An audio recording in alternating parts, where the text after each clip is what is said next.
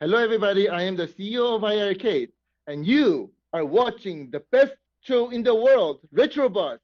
Let's go.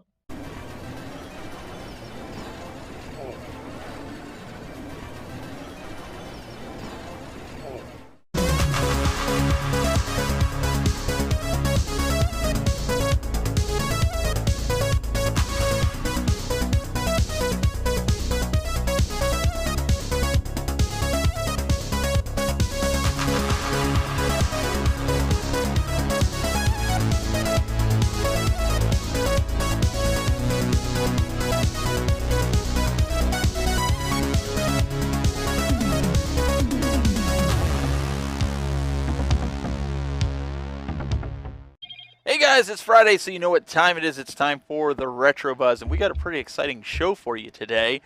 But I'm kind of a little disappointed right now because, we all take our time, we get going with the show, and this guy decides to come in at the very last minute, shows up late, makes his entrance. He thinks because he has a contract that he can do whatever he wants. Well, actually, I think I had, 1 minute and 34 seconds to spare. So I don't know what you're crying about. Only a minute and 34. But I at least have this guy. He's always on time. Old reliable. Always ready to go. Still an older, He's spending our money. Older each day. Spending your money, yeah. Trying to get you, addicted to plastic like I am. Oh, I'm telling you, this week was very expensive for me, Doug. I think I went through like $400 getting stuff that is a cool toy kind of thing. I was just going to say, Glen has been buying toys. Like, that's unheard of. Yeah, well, I own all the consoles, but, they had the Black Hole special edition. So it just came, actually. This just came the other day, so I got to put it in a bag. Maximilian. So, but, I'm really torn. I'm torn because do I leave these in the pack? These are those bubble packages. Do I take it out of the package or leave it in the package? We already answered that for you, Glenn. You take it out of the box so you Yes. can display it. You can move it around. It's got all sorts of articulation. You'll never get to experience the articulation if you leave it in the box. So that's what I wanted to It's add. in the box. Glenn, I got something for you. I got something for you here, and I know how hard they are now to come by, but I got really special ones for you. Look at that. These are that like from the European jumbo size bags. Well, today, I got to tell you, I'm going to need that because today, I made it with literally like 19 minutes to spare. Space 1999, it's called, I think 16 is the company, 16.6, makes these Space 99 models, and they have a Moonbase Alpha launch pad with the lights and an eagle and sound effects and a working dock. I'm like, I got to buy that, man. But it's, it's in pounds, so by the time you get it, it's $250. Doug! You're causing this problem now. Well, see, normally I say, you're welcome. I'm trying to stimulate the American economy, but since it sounds like, you're going across the pond, so to speak, and you're supporting another country's economy. So I can't help you there. That's all on you. Oh man, it's beautiful. I can't wait for that to arrive. It's supposed to be available in May. It was a pre-order, nonetheless. A pre-order. Wow. So how long do you got to wait until that shows up? Are you waiting 6 months, 9 months, 12 months? They're saying May, so this year, okay, not next year. So that's kind of cool. And Shortly. then I did my first. I normally do Kickstarter. What's the other company that does it? It's not Kickstarter. It's some other company. It's like a smaller company. What is it? Indiegogo. Another company. There you go. They Mm-hmm. suckered me in for $150 for a little car computer that I'm gonna try out. So it's blowing the cash. Blowing the cash. Well, making it rain. Money ain't a thing. For somebody. So before we get to our special guest really quick, we want to talk about something. So iArcade released, I believe it was today, Sydney Hunter. Mm-hmm. And for those that don't, Glenn, you actually introduced Vision. You actually introduced us to the Collector Vision, and I went and bought Sydney Hunter for the SNES. I got it on the Switch when it came out. Now I have it on the iArcade. And we got to actually get him back on the show. Gamester, what is it? Gamester? Steven. No, that was Steven Cameron, Steven. Who has the Collector Vision. Well, he works with Collector Vision, but he has a ColecoVision Addict. Yes. But yeah, CollectorVision's been around a while. They've been making ColecoVision games, some really good ones. And City Hunter is one of those games that kind of became a cross-platform game. It's been pretty popular on the other platforms like the Switch. And so iArcade got us locked in some of their games. And this is it's a fun game. It's sort of like a newer version of Pitfall, about the stupid alligators that just go like this and you got to jump over. But that type of game. And A classic. Exactly. Classic, yeah. Exactly. Mhm. And it's a fun game. If you've not played it, go get it. Go check it out. Also, ATGames today released the embargo at 9 o'clock or Pacific time, noon. I'm trying to remember. Noon our time. The brand new Rachel board, which is going to enable guys like Doug, who like to break his pinball machine and add all kinds of other computers to it. But no, the modding community, who's really embraced this, the ability to get that back glass working without a hitch. I bet you're excited for this board. Yeah, I'm excited. I've been anxiously awaiting on it, and I'm still technically anxiously awaiting it because mine's on a boat in China somewhere on its way to me.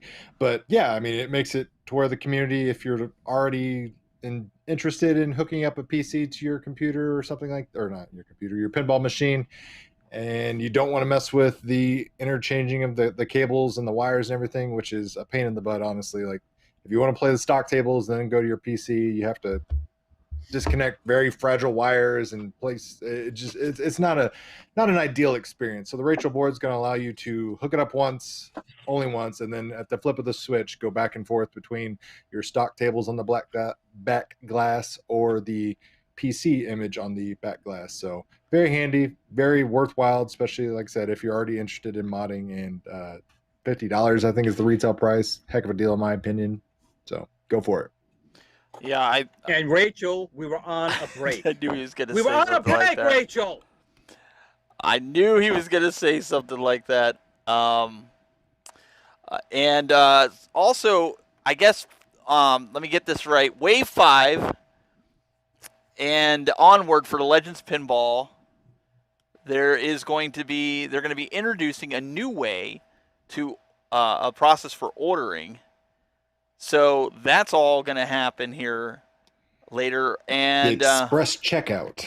Yes. So that should make a lot of you guys happy coming forward here with this pinball machine with the modders and all you guys that are diving into it. I've been waiting for the Rachel board before I even tore it apart because I've watched some other folks, Doug, who know what they're doing and still Basically, break their everybody pinball. that has messed with that cable has had issues at some point in time. So that's why I've told everybody in videos I've made is like, my suggestion is to wait for that board, because the more you mess with those EDP cables, the more likely you are to be stuck without a back glass. So. Exactly, and that's what I didn't want to do because I tinker. I'm not a heavy modder like we're talking about B-Kong and Bobby Vu. They've got a cool video. If you want to see it in action, go look at Bobby Vu's channel to die for over at Arcade Brigade. And they did a really cool video showing how it works. I think that's all we have as far as news, really. Today's Mortal Kombat Day, so I think the Mortal Kombat Arcade 1-Up was also released, if I'm not mistaken. Or supposed to be. Let me put it this way. It's supposed to be. No, I mean, it was released and it sold out in 15 minutes, much to everyone's surprise, because it had a hefty price tag on it, even though it was legitimately an older model with a stool. With that, I mean, so you gotta have the stool. Yeah, I mean, it's a nice bundle. You get the riser, the stool, and the arcade, but it was significantly more expensive than it was last year when that original bundle came out. I mean, there's nothing new or superb on this bundle, yet it's still sold out at a hefty markup. So I guess, joke's on us, supply and demand. What do we know? Yep. Timing. That's pretty much it. But also the Mortal Kombat movie is out, so you can watch that tonight after the Retro Buzz if you're so inclined to. I know we are. That's something that we're going to do. And I know iArcade also, besides Sydney Hunter, there was a bunch of other games that they did announce that are going to be available, if not are available right now. So pretty light on the news this week. Nothing really popping out, but there was something that was really cool, and that's this gentleman sitting right here. Hey. We have back with us Zach Weddington of the Arcade Dreams, or the arcadedocumentary.com. Welcome back, sir. Thanks. Good to be back, you guys. Well, it's great to have you, and I think for some of the folks, I know we've all had the pleasure of speaking with you last time, but I know some of the folks maybe here don't know who you are. Give us a little background. Tell us about how you got involved in doing what you're doing. Sure. Well, I've just been making videos of all kinds basically my whole life. Ever since I was a little kid, one of those people that as soon as they got their hands on a video camera, just never let it go, and was always experimenting with audio and went to film school, got into the TV business, making commercials, and didn't really, my dream was never really to be a filmmaker. I just love making videos. I love animation and editing, especially. And yeah, just kind of at one point I realized I hadn't made a film of my own. I just worked on other people's and did a lot of commercial work. So it was around it's in the early 2000s. Was it? Boy, I'm losing track of time. Maybe around like 2010 or so, I got the idea to make a documentary about the Amiga computer, which I'm sure you guys probably know is just amazing for games.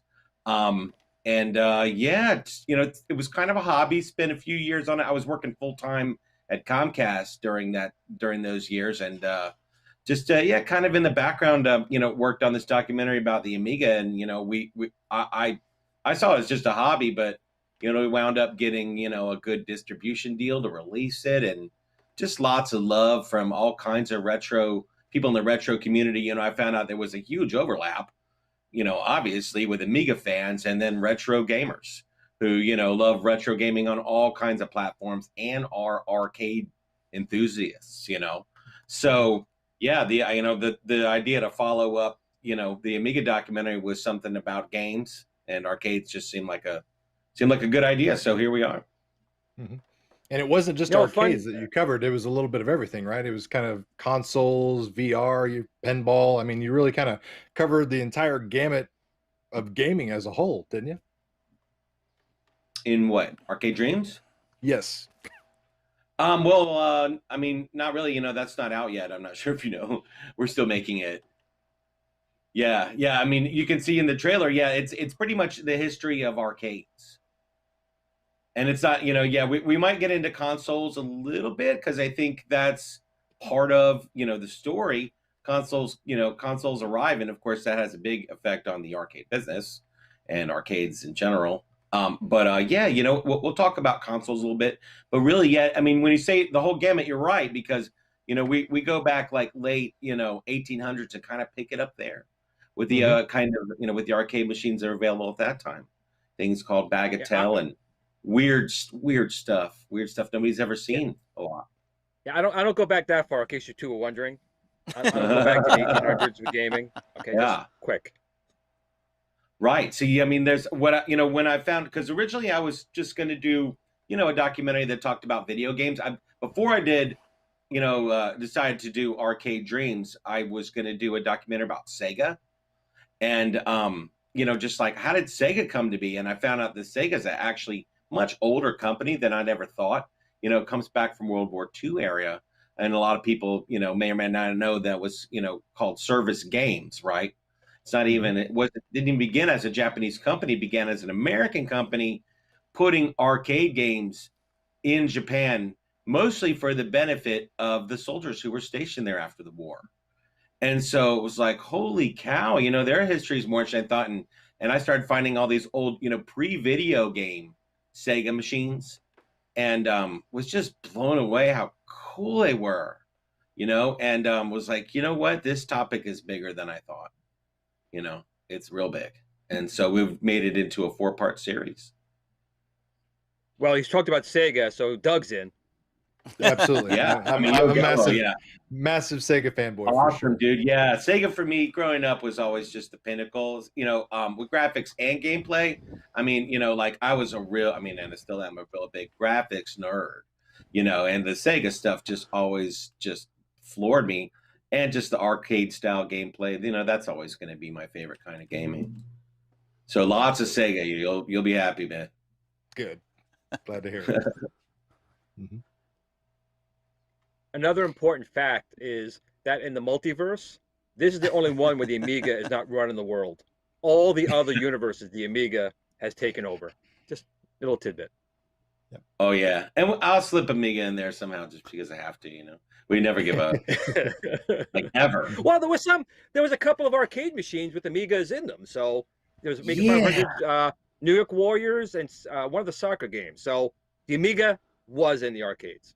Was it the Ballet Sente games? I think I've got that right. Ballet Sente or something like that. I think was the company. I got it. Could be. And it's on our list. We're doing our research. I trust you for getting that right. You do your due diligence there. I'll just play the game. Well, it's funny. Yeah, just so it's clear. And you might catch me at some point, like, you'll be like, how come Zach didn't know that? Like pretty common game or whatever. Like, you know what I mean? I love arcades. I know them. And, I call myself mainly a retro gamer now. Don't play a lot of newer stuff. But the point is my game knowledge is not super extensive, but luckily we've got people on our team who are just like encyclopedias of this stuff. And they're the ones doing a lot of the research and a lot of the writing. So, man, it really is a team effort. So, were you worried when COVID hit doing this new documentary? Yeah, man, because it's like so many reasons to be worried about it, right? Like, we were still looking for funding. We didn't originally necessarily want to do a Kickstarter. We thought, we'll try to fund it another way. And then it just so happened, Kickstarter kind of changed that. We're like, you know what, people maybe not so generous right now with backing an independent film, and so we're like, okay, we have to do a Kickstarter, and if we're gonna do it, we're gonna do it big and really plan it out, make it look beautiful, and give people awesome stuff.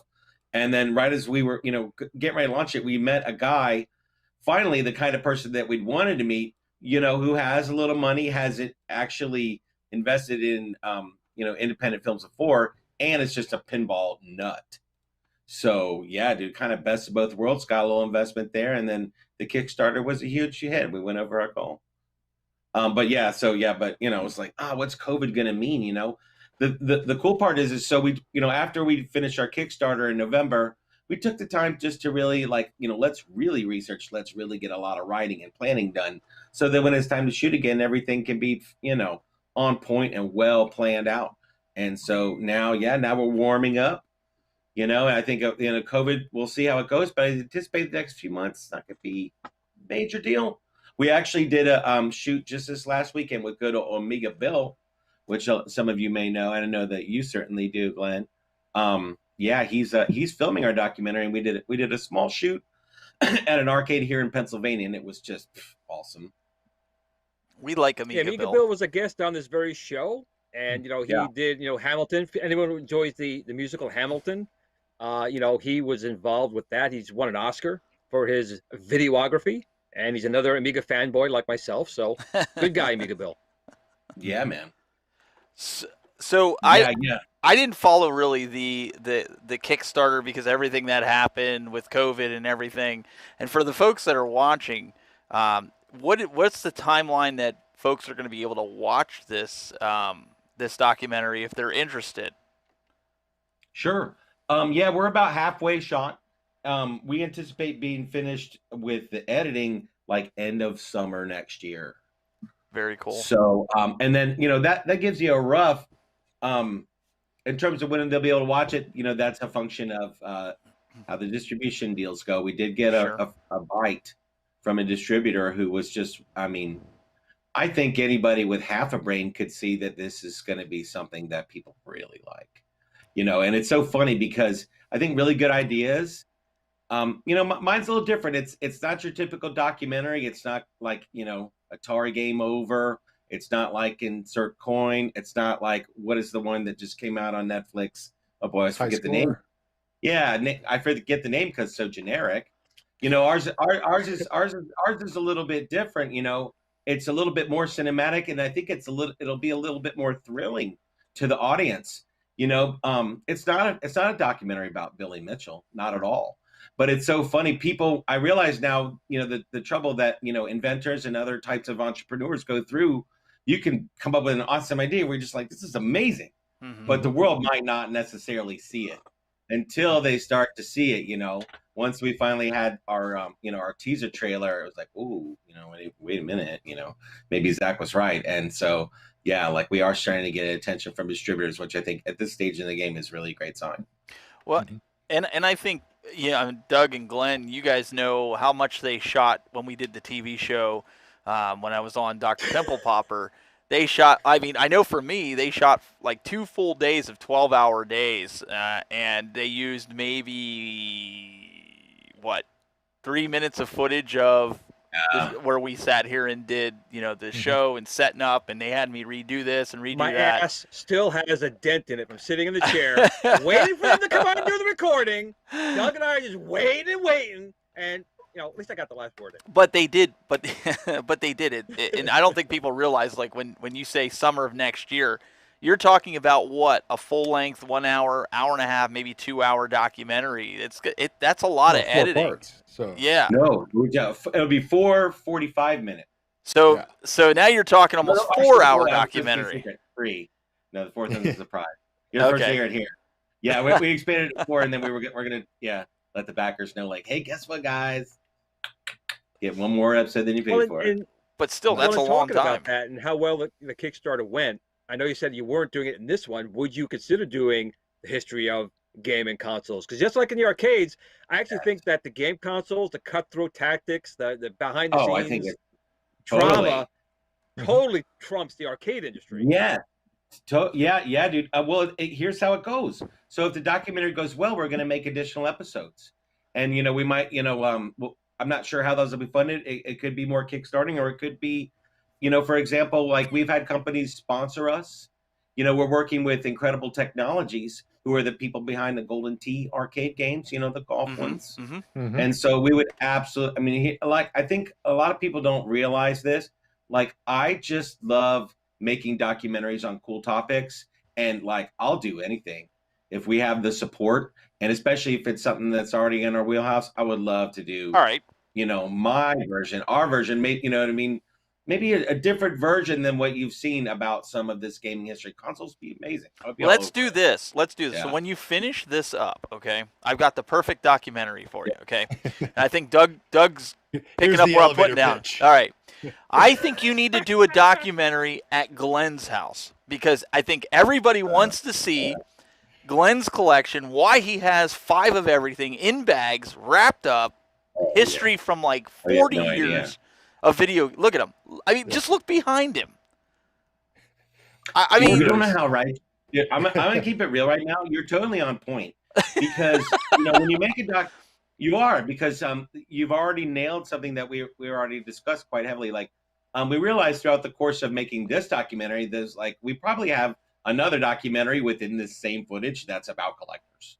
Right. And true.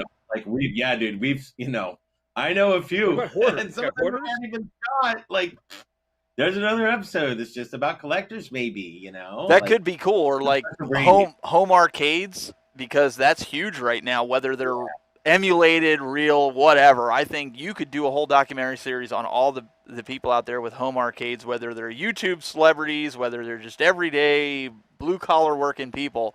Some of these guys got some really ridiculous home arcades, like, honestly. Like, I thought I had a ridiculous one, but I've seen some ones that just make me drool, and it's just like... Especially now with the pandemic, I mean, people were staying home more than ever, so, I mean, people were building, adding on, amassing their collections even more tenfold, just because they were staying home so much longer. So a lot of people are going out and buying those arcades, building those arcades, pinball machines, video game, retro gaming collections, building onto their man caves, their basements, their theater rooms, all sorts of that got added on exponentially because of the pandemic. Yep. Yeah, man. And there's a question here for you, actually, Zach, from Will Arcade. I'm sorry, that's not it. He's asking that. It's Kai 48 or something like that. 48. All right. Will Arcade Dreams be available on physical media such as Blu-ray, or will it only be available via digital distribution? We're not sure. I'm going to tell you, it is absolutely my intention to do physical media, and especially the older I get, and I see dude, you see the temporary nature of this streaming stuff. I thought even some of my favorite songs would always be on, iTunes or Rhapsody or any of that stuff, and like things come and go, and movies are even worse, dude. Yeah. I mean, you're like, Yep. oh yeah, I'm Yep. gonna go watch this thing again. And it's like, what happens it's is, I mean, just to kind of demystify this, I'm not sure if everybody knows, but I can tell you from having released a film myself, you know, a company pays for windows, right? Windows of time to own and distribute your film. So Viva Amiga, you know, that had a 3-year window, right? Where, you know, it was on, you know, all the different services, and it had been on Hulu for a year. And then, you know, now that window's up, you can't get Viva Amiga right now. It's not for sale anywhere. Right. And that's not necessarily because I don't want to sell it. It's just like, well, the people that were responsible for handling all that stuff, you know, the time is over. And so now the rights have reverted to me. So yeah, we actually would like to release that again. You know what I mean? And do a physical there if we can, because I think the physical is just, not only is it cool to own it if you're a collector, I mean, it's just, you'll always be able to watch it. You know that, you know. You might want 2 years. That's from Plus, they it want. kind of ties Especially into the with something retro like this. nature. Yeah. Yeah. Yeah, it's, you know, Arcade Dreams especially is something I would call evergreen. That means that, like, you know, it's never going to be really dated. We're dealing with stuff that's, you know, 50, 60, 70-year-old history in it now. So it's already dated from that perspective. I think that's something that you'll be able to watch years from now and get the same kind of kick out of it, I hope. If you guys are just tuning in, I know I started up a secondary stream to Haps. One of the viewers asked, say, hey, can you put it back on Haps? You missed the first 5 minutes. We are speaking right now to Zach, who is the director, owner, all that good stuff of Arcade Dreams. If you want to check it out, go to arcadedocumentary.com. He's got a nice trailer on here about the documentary series that's coming up, and we had him on the show a while back where he did a Kickstarter where you could get involved and help supplement his journey. And if you watch the trailer, it's pretty awesome. And so that's where we're at right now. Before we go any further back into this, I do want to give Angel a shout out. I don't know if you guys got yours today, but I'm going to spoil it here for you. Angel sent a few of us, Glenn and Doug, a special package. So if you didn't get it, here's a sneak little peek of it. I installed it up on here. Angel is going to be making these logo light boxes that you guys can put in your arcade if you so want to. And it is really nice. So I put that up above inside of the arcade room going down. He sent me one that says like on air that I could put in, but I really like that one there. So I Thanks for spoiling the surprise. I did. Man. I told Angel, I said, I'm going to give him a plug tonight. Christmas. It's Christmas morning. So your guys should be there any day because he sent them all at the same time. So if you guys, it's a complete light box. Saving guy. Yes. My neighbor may have it for all I know. Well, he could. But if you guys are in the market for any kind of marquees, definitely check out Angel. If you haven't seen it, check it out.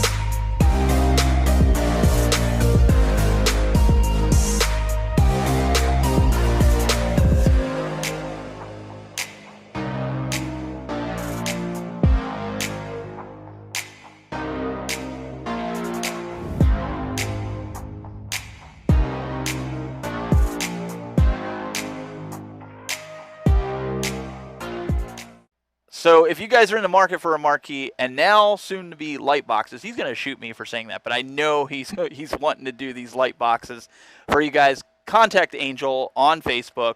The man is a genius when it comes to some of this stuff. Like I said, he just kept saying, yeah, he kept saying there's a package coming for it. Did you get it? Did you get it? I'm like, nah, I didn't get it yet. You know, USPS, slow as molasses. And then I got it today, and I was like, holy smokes. So looks really cool. I had to show that. So we're here talking with Zach, and I know, Glenn, you had something you wanted to ask him, so I'm going to kick it over to you. I did. I know we said before we were talking about Sega, you know, you had a couple surprises with that. Funny, I did know that. What was your next, like, biggest surprise in doing this? What is something that totally took you by surprise in getting this research done for this particular film you're working on? I would say, well, a good surprise that comes to mind, not necessarily in terms of research, but just in terms of, like, you know, the one cool thing about this documentary, there's just also, I guess you'd call it like a synergy or like a serendipity stuff that kind of happens.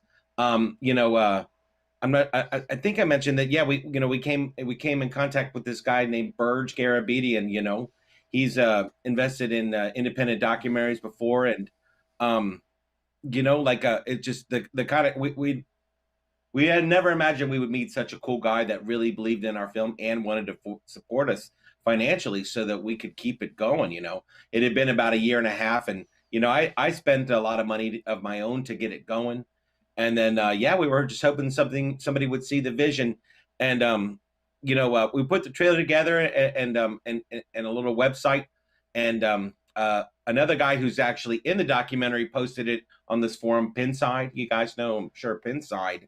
Mm-hmm. You know, yeah, post on there, and I mean, it's the kind of thing that never happens. So, like, Burge saw the post. It's like, I want to talk to this guy making the film, and the first thing, just right out of the gate, he said, I love what you're doing, and I want to just invest in this. And it's like, what? Okay, all like, right. That never happened. And I've been, you know, I've been trying to get something like that to happen and beat my brains out with these other people who I know, you know, like I'll be honest, these people are like, yeah, man, we support the community and we support the people in it, and the projects and all this stuff. And I'm like, oh, cool. Maybe, you know, they'll support ours. And it was like, not really. By support, it just means they buy more machines. And we're like, okay, that's not supporting. So we're like, damn, if only someone was generous and had a generous heart, you know? And we meet this amazing dude who's just like, want some money? And we're like, yes. Yeah, absolutely. Yeah. And then, yeah, you know, now he's become a great friend, you know, and he's one of our executive producers, you know, because that's usually what executive producer means, you know. I actually have one follow-up question, if I may interject. I myself Time's up. didn't Moving on. realize, I'm just kidding. I mean, I know, you know, with the Space War being the first commercially available, like, arcade style game, I really had no idea the history of these mechanical machines. Went back all the way to the 1800s. Could you tell us a little bit about that? Boy, yeah. I mean, there's just all kinds of weird stuff. You know, I don't know if everybody knows what bagatelle is, but it's like, it's kind of like pachinko in a way, but it's, you know, different format. And then, like, you know, that's kind of like, you know, I guess you'd say like the Godfather game of pinball, you know. Mm-hmm. And it's so funny because you could see that pinball and other games, they all kind of evolved from other games like bagatelle. You know, like when I did a pinball shoot this weekend, a pinball themed shoot for the documentary, this guy kept talking about pool and billiards, and you know, just like, I'm like, boy, it's really kind of similar because you know, I found out something really cool this weekend. I'm not a huge pinball guy, but I didn't know that you could actually put English, you know, like backspin on a pinball. Mm-hmm. Mm-hmm. And it was like, you know, and then we started talking about pool, you know, and how that's a real important. If you want to be a super pro player, you know, you start putting stuff like English on the ball to make the ball really go when you want, when you really learn how to control it. And so, you know, like, yeah, you start to see these other kind of connections, you know, like one thing that I couldn't believe that I discovered, you know, I was a super fan of Hang On and Super Hang On from Sega, you know, back when those games were out in the 80s. And I started looking at, you know, games that Sega did, you know, like in the 60s and 70s. And damn, it's basically Hang On. Only it's a mechanical version. Like it looks and plays almost like it in a way. I mean, yeah, think about that, guys. Think about how hard a pinball machine. Like, Yeah, think It's the about like a same freaking pinball game. machine, And how you see, hard like, that is to keep oh, it they just working. keep making. And now you're talking a mechanical hang-on. Just think about that for a second. How much Yeah. these guys had to put the gearing in. I know, and all it's this got magnets in it. old all- I school mean, building. yeah. It's that kind of stuff that just, made me realize, like, damn, this documentary, it needs to go beyond video games.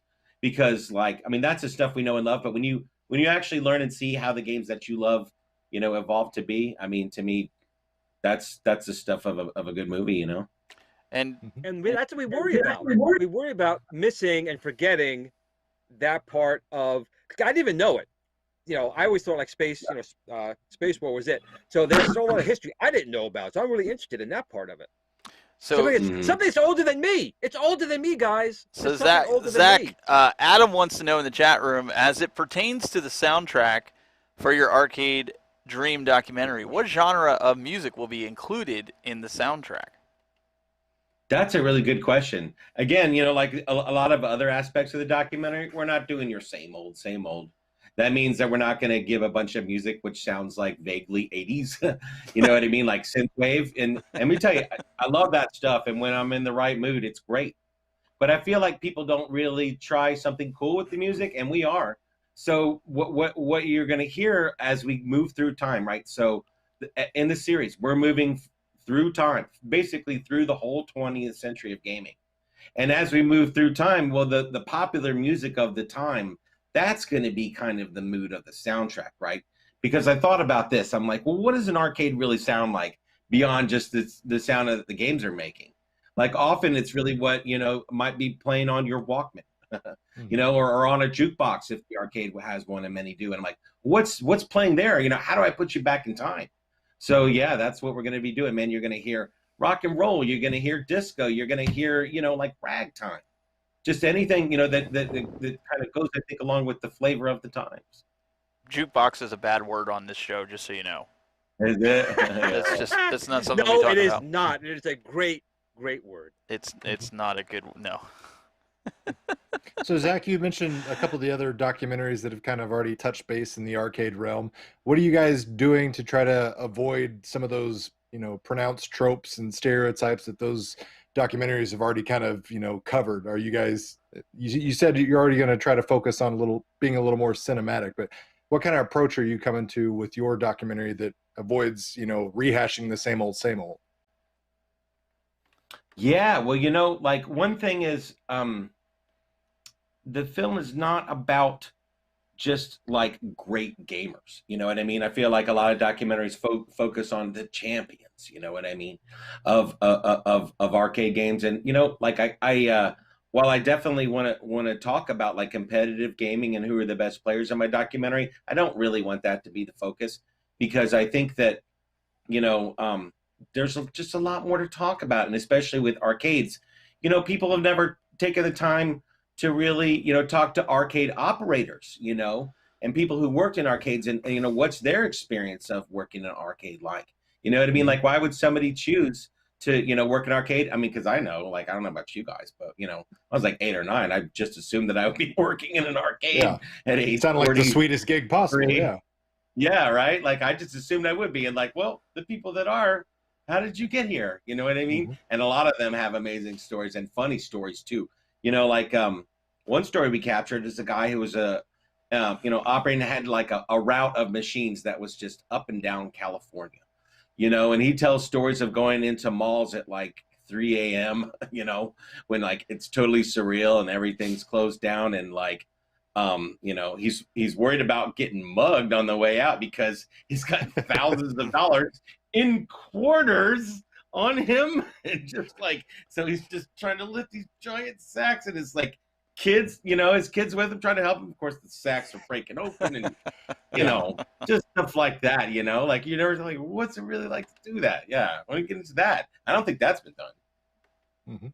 That's a good point, and I think you bring up a good part about the arcade, operators, because especially now, I mean, that's a lost art in itself. I mean, people don't really know how to work on these old machines, and if they do, they're relying solely on information they find in message boards and on YouTube videos and things like that, because all those old school guys that had that career, like TV repairman, arcade operators, things like that, those trades don't really exist anymore.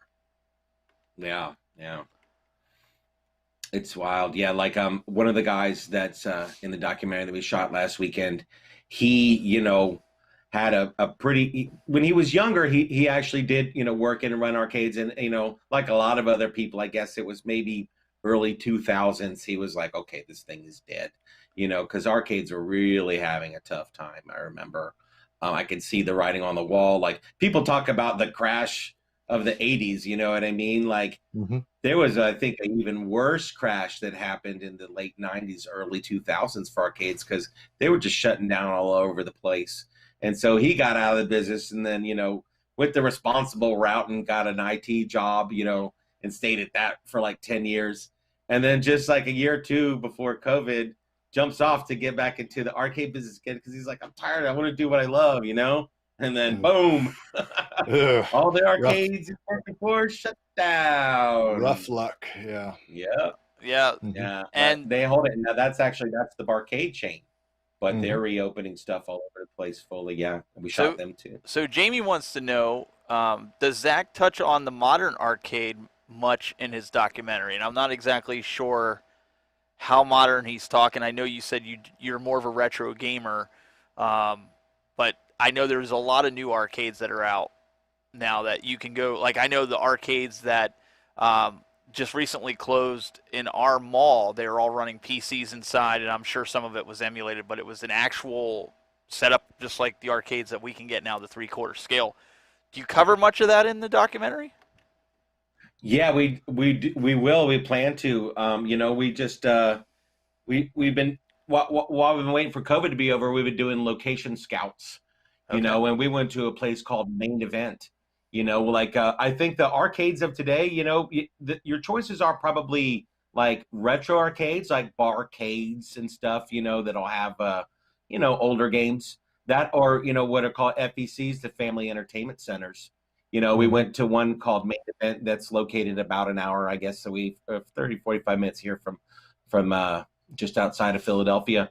And, yeah, man, it's an arcade. Like there's tons of new games and the whole, all these genres are there. You've got, still got your claw machines. And then you've got weird things where it's like, it's Angry Birds, but it's a giant flat screen. And then it gives you tickets and, Yeah, a lot of prize redemption type of games. Got a whole gamut, You'll see the latest Raw Thrills games, and just, the Fruit the Ninja stuff with giants. Fruit Ninja's fun in the newer arcades. All that stuff. It's so fun. Weird to see, like, okay, now I guess games start on your phone and then they go to the arcade. That's totally how it goes. On transition. And there's some games. But no, that's the real world. And we think that arcades are more awesome than ever. And some kid out there right now that's going to arcades now, like he's going to have fond memories of those, just like we do the ones in the 80s. So it's absolutely essential to go to modern arcades in this. I have to agree with this comment here. Yeah. Dylan J. There's no soul in those card swipe machines. I agree. That's coming from a turtle. That's like a ninja, right? Yeah. That's only because you care. I like to talk to a kid now and like, do they feel, well, what about the soul part of I know. it? He's probably like, you actually like, put money. What is money? You actually put that in the machine? We just go to Chuck E. Cheese and swipe the card.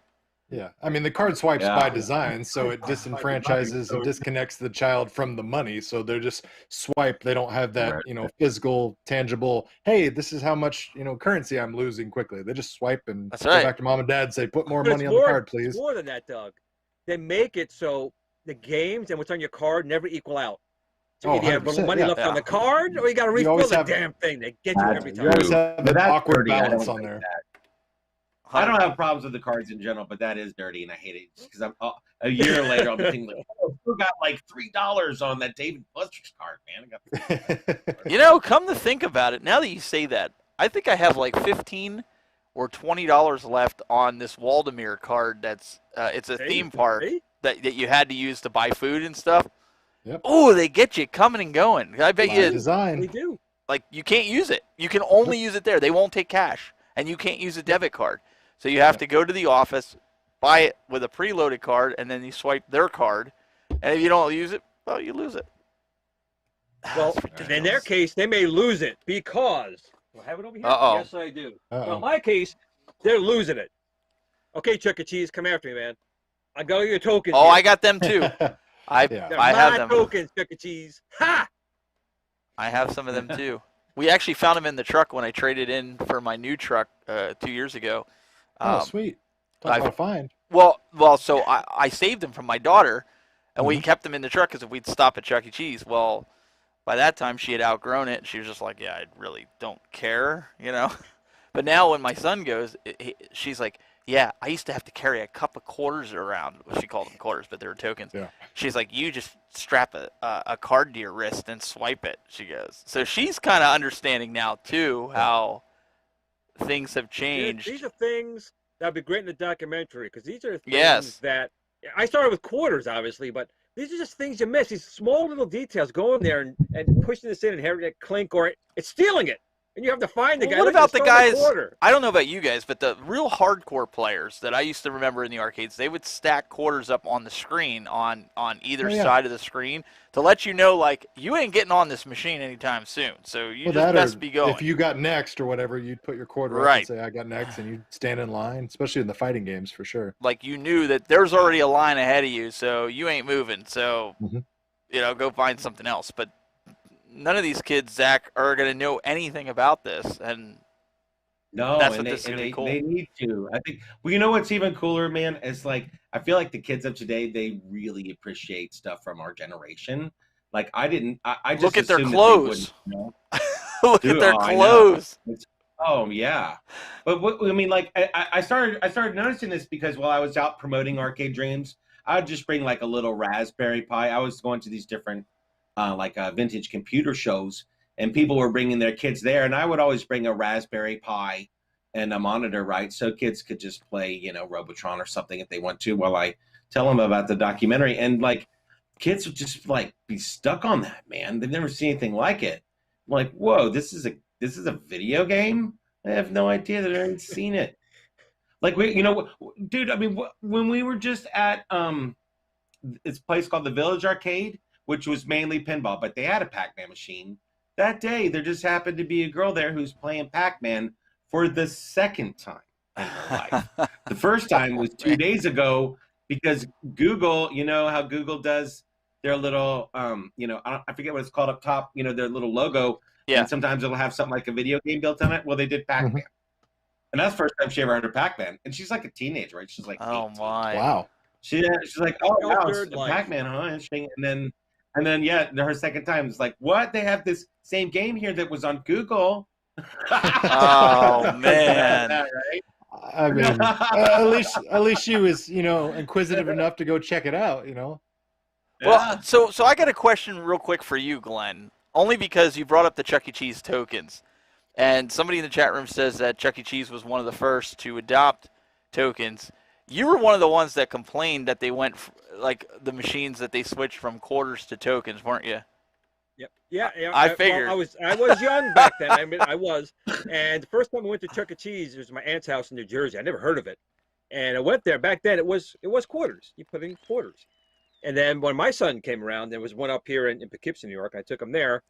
It was tokens. And a lot of arcades went that way because they want your cash. And whether you use those tokens or not, the tokens cost them not a quarter, probably cost them maybe a couple pennies a piece. They want that money.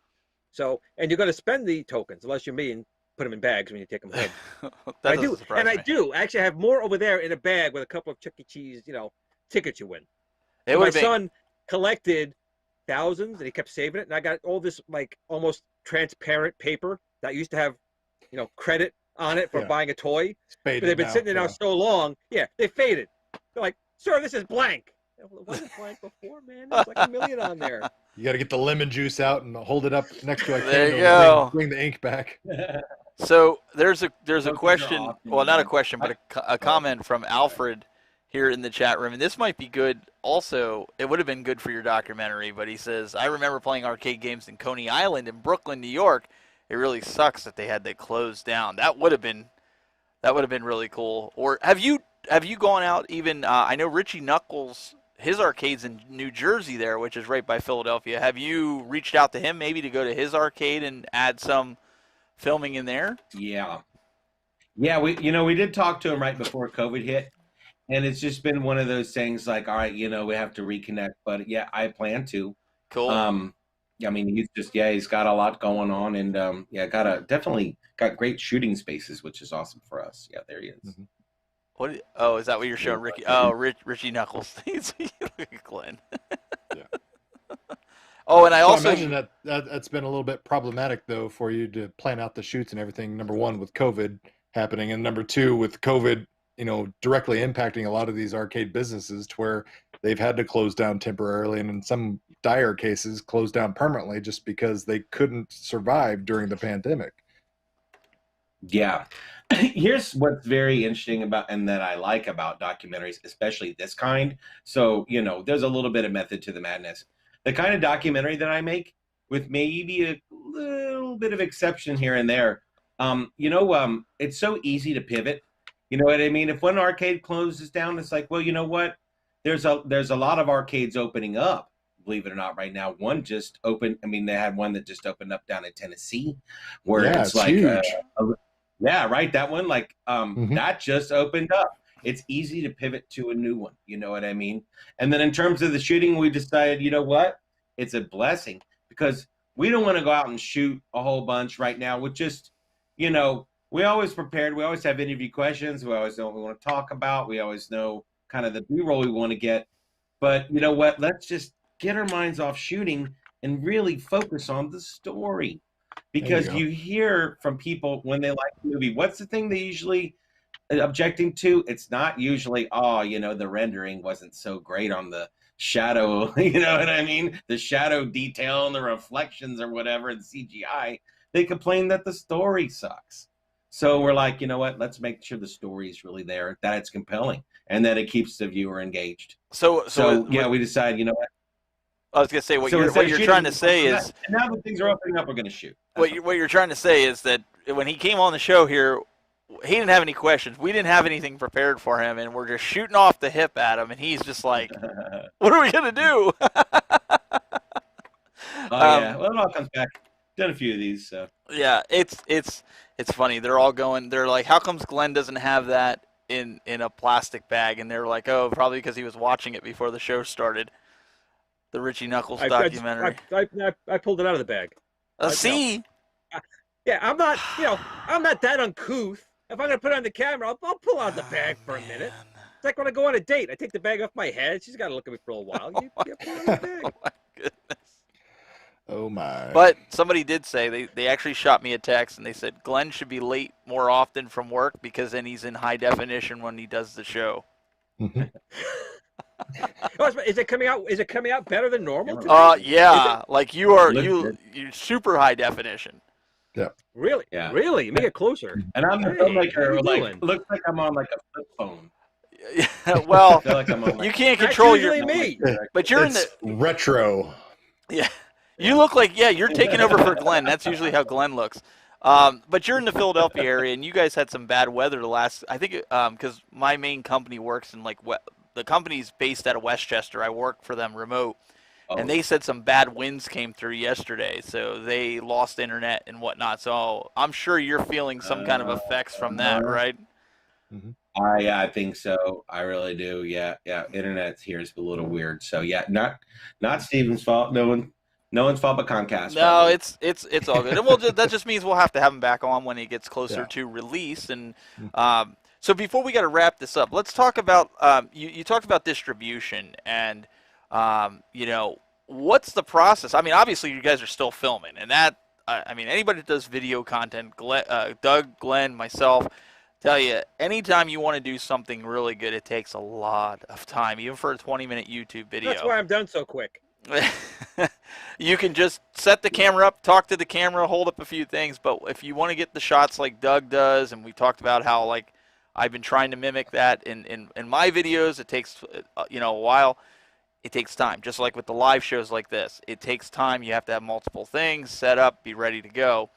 Zach, you're doing that. How are you finding time to now also look for these partners that are going to distribute your film? I mean, is this a challenge for you? Is this something that you have designated people working on? I mean, I know this is a loaded question, but yeah, it's something that we're working on now. Ultimately, I'd like to have some kind of a sales agent, And we so far haven't really found the person that we like.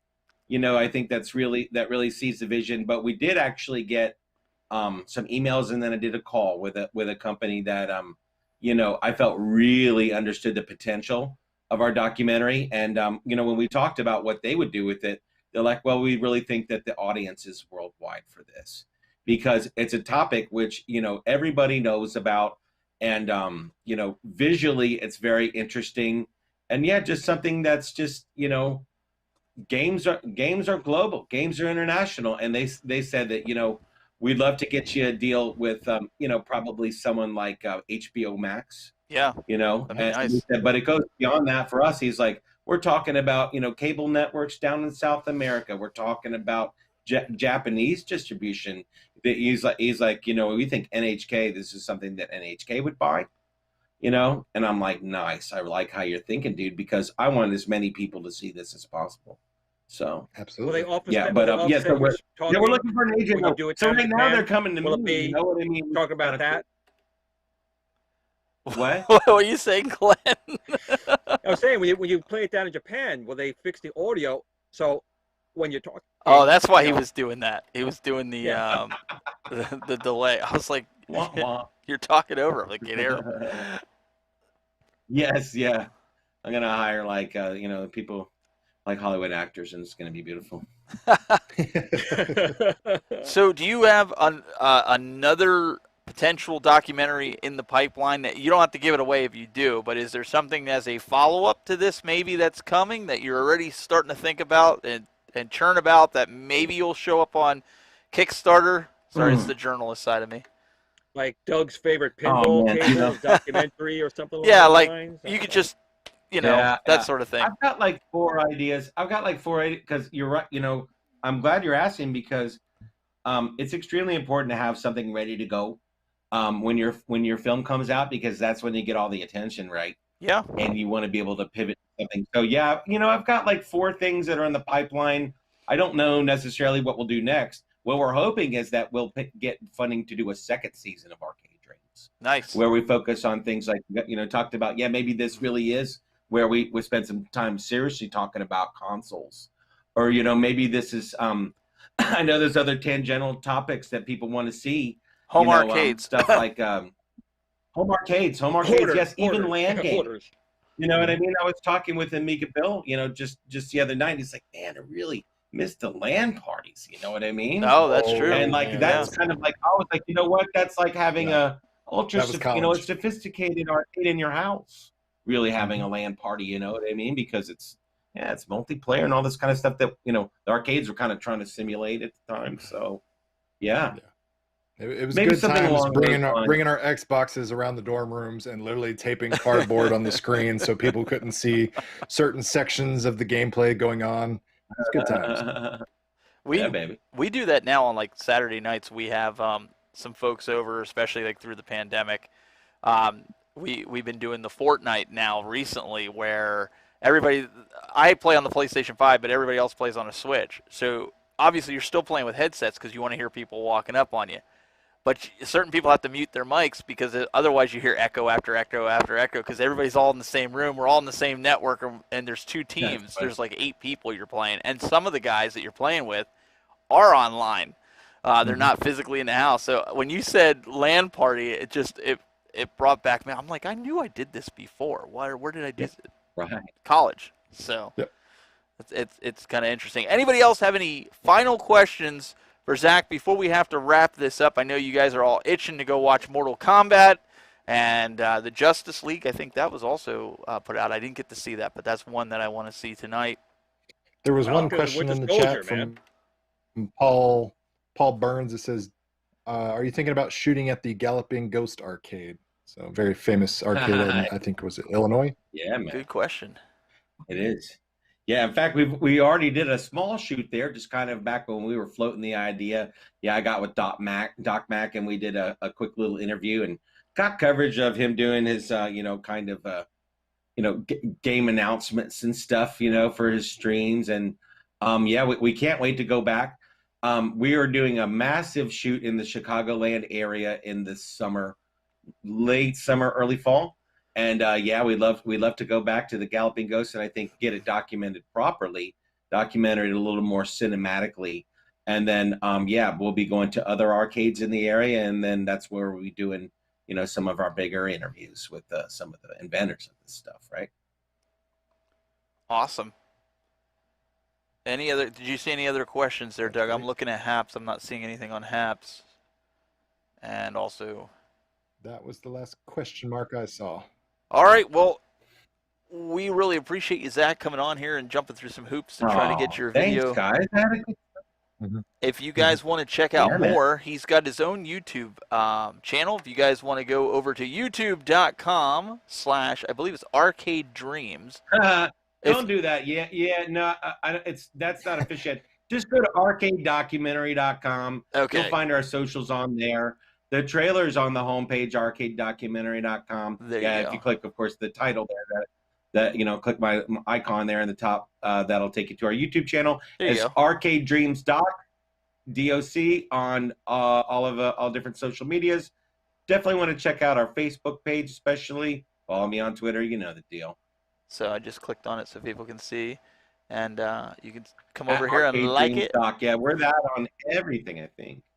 So make sure you guys go check that out. And also you can watch the full documentary, or I'm sorry, the trailer to the documentary on there as well, and go through some gallery photos and other cool stuff that Zach has on his website. Again, thank you so much for taking the time to join us.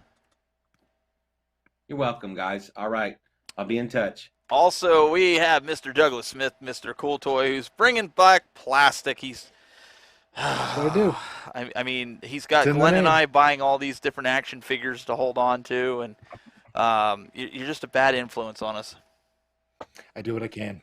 And now you look at this is the first time you guys are going to see this. Not only is he putting them in bags, but now he's keeping them in the plastic too. Well, I can't say I anything. don't know All what my to action. do. I've been thinking about maybe I should do a video. Do I open it? Maybe I get a Doug- poll, the user Doug poll, already said whether I open should them. open these or not. Doug, Yeah, Doug I know, but already you said guys don't open 'em. count. It's the fans that count, man. You guys are just, you guys making me spend the money. I don't know. I don't know what to do, people. Help!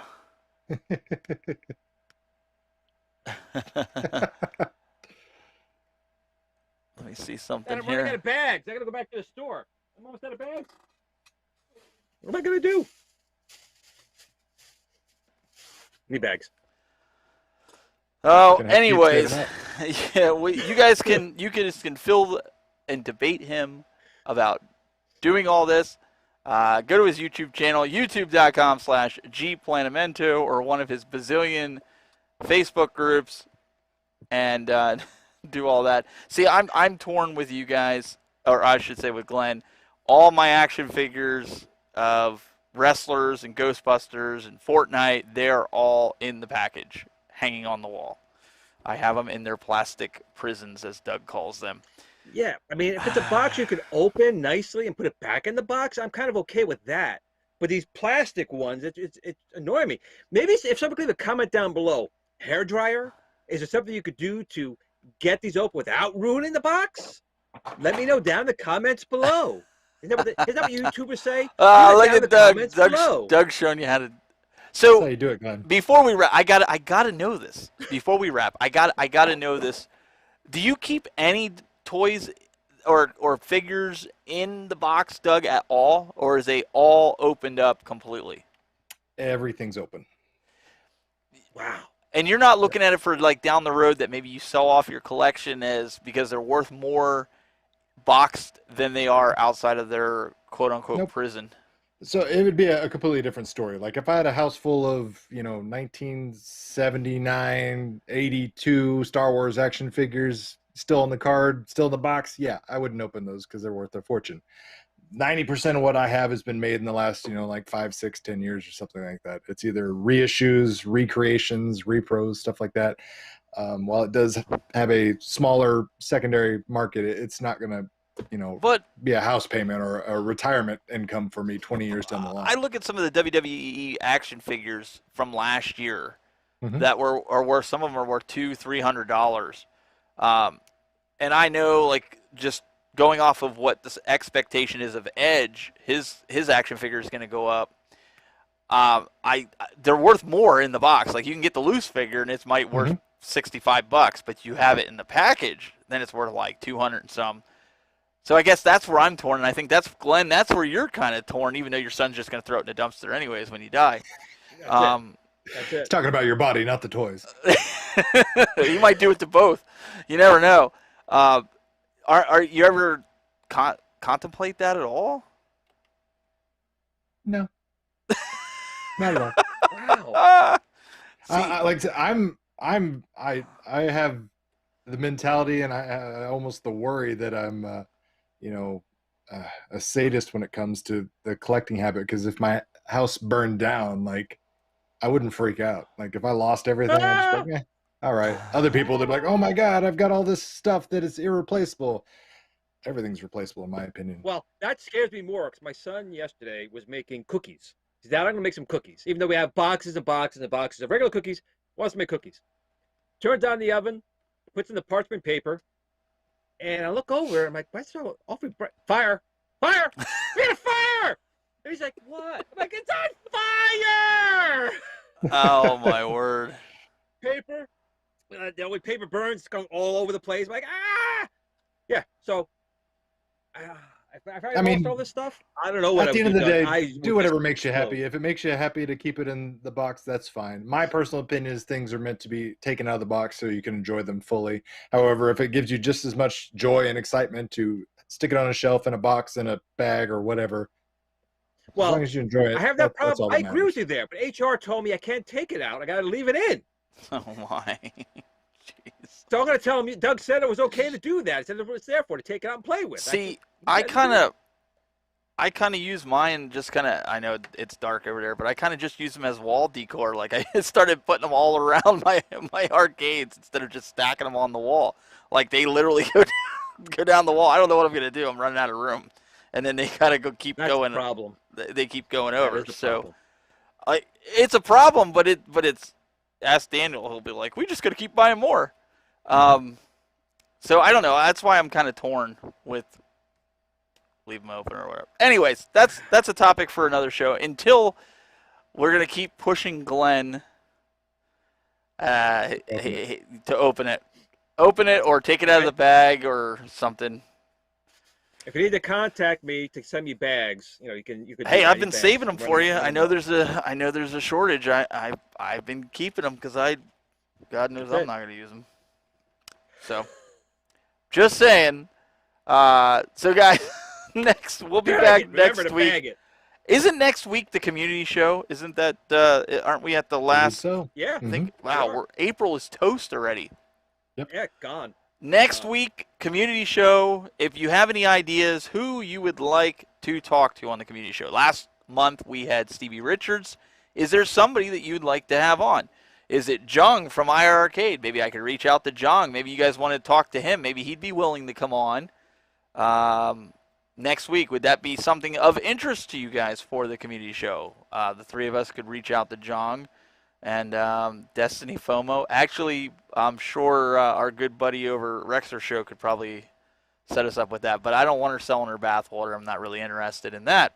But if you are interested in some good, wholesome arcade content, we could get Jong or I don't know who else. So either way, we'll have the Zoom link. John is it, man. Yes. All about John. So we can have a link for you guys next week, and just look for that. And really appreciate everybody tuning in. Guys, go watch the Mortal Kombat movie, because I'm gonna hopefully Get over here. I'm gonna hopefully talk my wife into watching it. She'll probably sit there on her phone with Romantic one evening? earbud. Well, no. When she watches something, she'll be like, okay, I'll watch it. She takes a headphone and puts it in one ear and then watches her phone with some other type of movie and leaves one out so she can hear me and act like she's paying attention, but really she's watching the other movie. So she's trying at least. no, I don't know if Rex is setting that up. He has connections, though. All right, guys. We really appreciate it. We'll see you guys next week for more of the Retro Buzz. Till next time, keep it buzzing.